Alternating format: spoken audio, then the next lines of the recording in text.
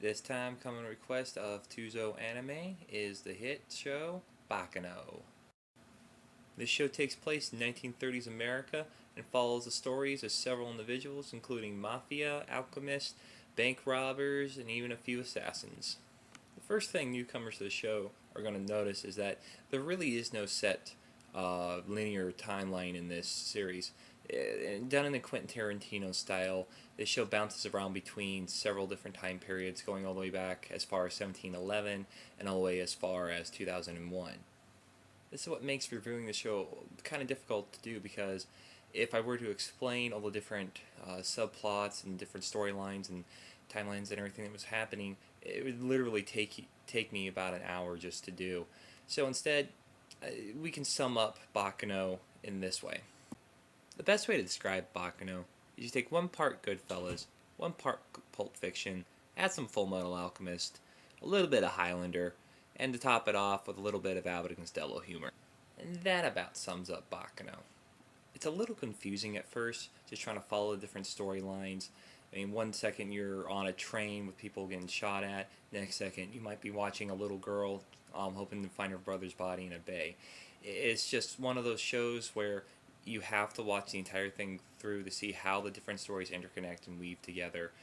And I have to say, it surprisingly weaved together very well. It was a very well done, well written show, even if it was a little bit confusing at the beginning. Everything came together, it meshed together. It was one of the best shows I've ever seen. But as I mentioned before, you have to stay through this the entire way. If you want to find out what goes on, what happens, you need to watch every episode, pay close attention to what's going on. Otherwise, you're going to get lost and you're going to be scratching your head wondering, wait, what's going on? I don't understand. How did that guy show up there when... So, this is a show that requires a lot of close attention, which may be off-putting to some of the lighter anime fans.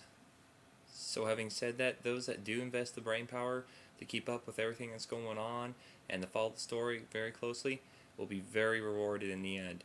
Even the 3 additional OVAs at the end, which aren't really connected to the main 13-episode story, they do flesh out some of the more intricate details at the end of the show.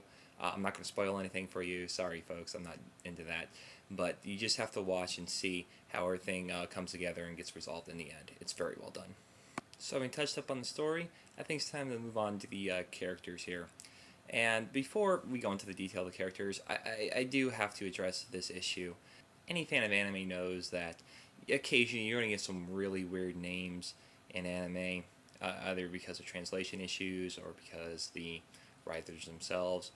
This show has a couple that needs to be made mention, including my pick for the best, worst named anime character in history. Among some of the standard names, such as Isaac Dean, Firo Progenzo, even the Gander brothers, which have some interesting names, there stands out a couple that are pretty weird.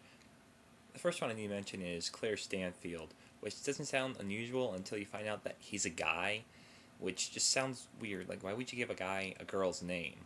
And also on top of that, he's such a badass assassin. I mean, he kills people, bathes in their blood, all that. Why would you give him such a girly name? It just really doesn't make sense.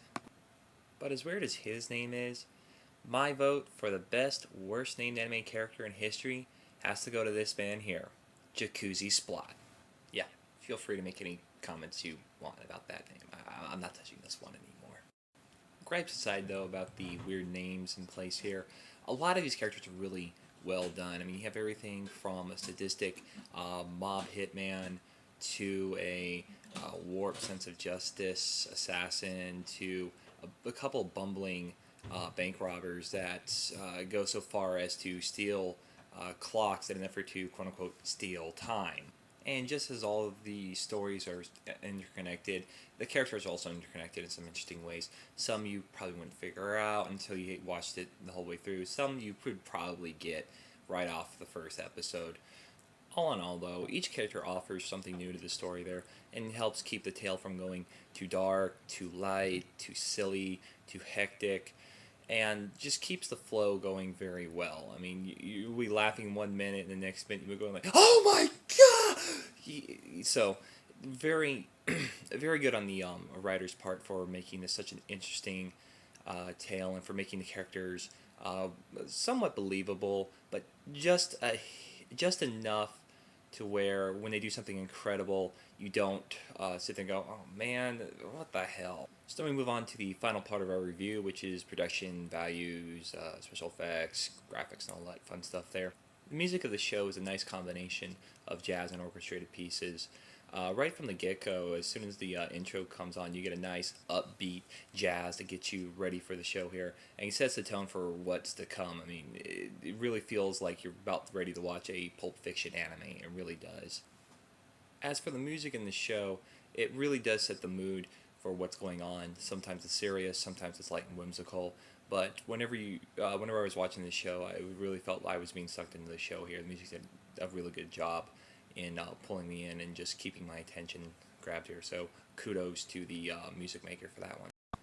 As for the animation of this show, if you're watching the clips before and the clips I'm showing you now, you'll notice that the show is very well drawn.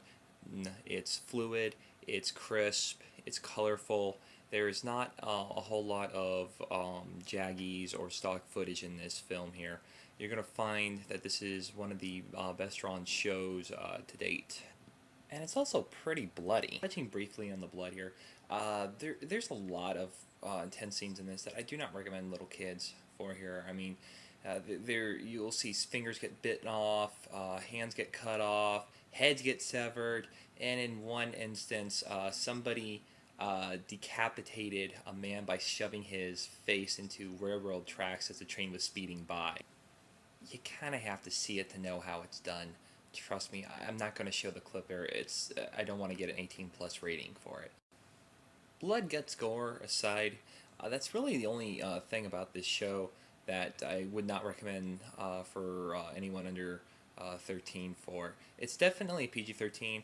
I would make an argument for a low R just because of some of the intensity of the gore scenes there. But other than that, there's hardly any language. There's no nudity, no sex. It's just good old-fashioned mafia kill 'em violence. So I hope that doesn't turn many of you off. Wrapping things up here, Baccano is one of those shows that will require multiple viewings just to get where everything fits into place. If you're smart enough, you probably figure out the first time you watch it through. But as with all new shows, there's stuff in the beginning that you might forget about towards the end there. So it's well worth the investment, though, to rewatch this show again and again. You'll keep finding new things that will leave you wondering, oh, I didn't notice that. That's pretty cool. It just adds a new layer to the story here.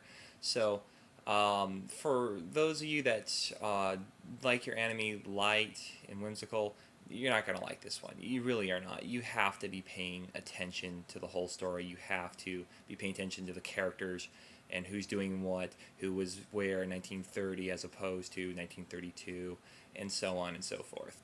I forgot to mention that as of this recording, there's no English dub version of this anime yet. So if you're going to be looking for it, it's going to be Japanese with English subtitles. I hope that doesn't put off some of you here. There is an English dub in the works here from Funimation Entertainment, but I don't know when it's going to be coming out. So for right now, you're just going to have to bear with the subtitles. And now we close with the final score. I give Baccano 4 bloody knives out of 5.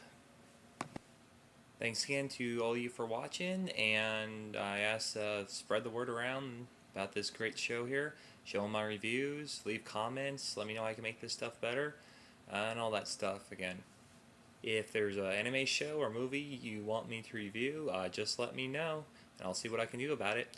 Also, if you want me to start calling myself something, I suck with names, okay? So if you guys can come up with something that sounds good, that you want me to call myself, like the, generic name, anime review critic, or whatever the hell you guys can come up with, let me know.